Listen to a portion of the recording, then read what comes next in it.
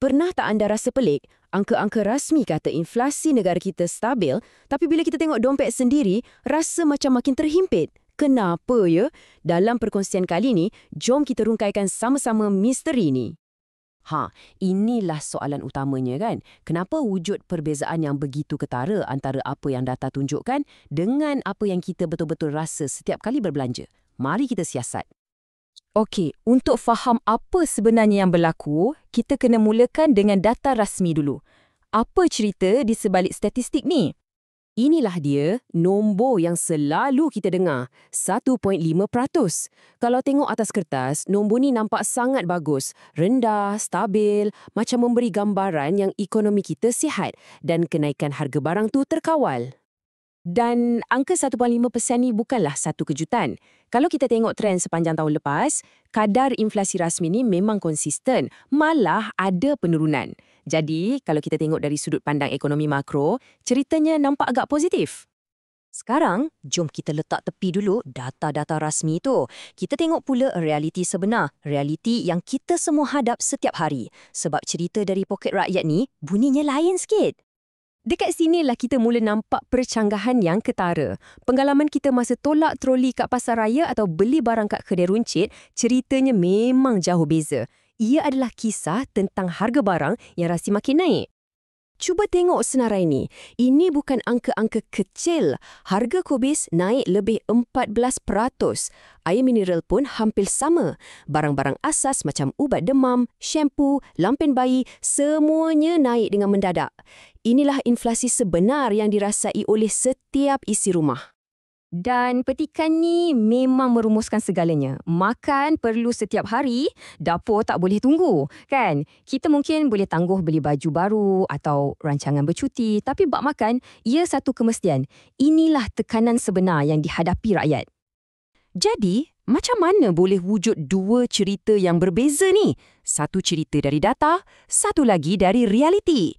Untuk faham, kita kena jadi detektif sikit. Kita kena bedah nombor inflasi keseluruhan tu. Nah, kuncinya ada kat sini. Walaupun nombor besar tu rendah, cuba tengok pecahan dia. Kategori perbelanjaan harian kita, macam barangan peribadi, naik sampai 4.8%. Makan kat luar naik 3.3%. Inilah punca utama kenapa poket kita rasa pedih. Jadi, inilah penjelasannya. Angka inflasi 1.5% tu sebenarnya hanyalah satu purata. Bayangkan macam papan jongkang-jongkit, di satu pihak harga barang keperluan kita naik melambung. Tapi di pihak lain, ada pula harga benda lain yang turun, macam bil telefon. Bila dicampur dan dipuratakan, dapatlah nombor yang nampak rendah. Masalahnya, purata ni seolah-olah menyembunyikan kenaikan kos sebenar yang kita tanggung. Malah ada lagi satu bukti. Kalau kita tengok pada inflasi teras, satu ukuran yang tak kira harga barang yang tak menentu macam makanan, angkanya ialah 2.1%, lagi tinggi daripada 1.5% tu. Ini menunjukkan yang memang wujud tekanan kenaikan harga yang lebih mendalam dalam ekonomi kita. Okey, kita dah faham pasal nombor. Sekarang, kita beralih pula pada bantuan kerajaan. Adakah subsidi yang ada sekarang ni betul-betul cukup untuk ringankan beban kita?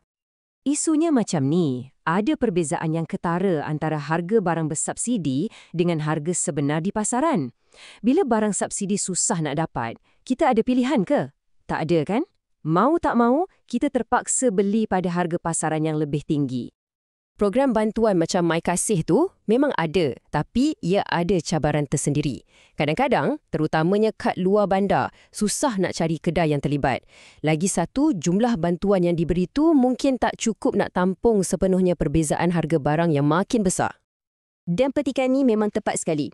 Subsidi bantu, tapi jurang tetap rakyat tanggung. Maksudnya, walaupun bantuan tu ada, beban kos sebenar tu akhirnya masih jatuh atas bahu kita juga. Jadi apa penyelesaiannya? Asyik cerita masalah je kan? Okey, sumber kajian kita ni bukan setakat analisis masalah, tapi ada juga beberapa cadangan untuk langkah ke hadapan. Ada 4 cadangan utama yang dikemukakan. Pertama, laksanakan audit harga pasaran setiap minggu dengan penglibatan komuniti setempat. Kedua, perbaharui rantaian bekalan untuk lawan monopoli. Ketiga, tingkatkan pemahaman ekonomi di kalangan rakyat. Dan yang terakhir, wujudkan peta tekanan kos sara hidup untuk kenal pasti kawasan mana yang paling terjejas. Jadi, kita kembali kepada persoalan asal kita. Macam mana kita nak pastikan data ekonomi ni betul-betul bercakap bahasa yang sama dengan realiti harian kita? Jurang ni bukan sekadar statistik, ia melibatkan kehidupan jutaan rakyat.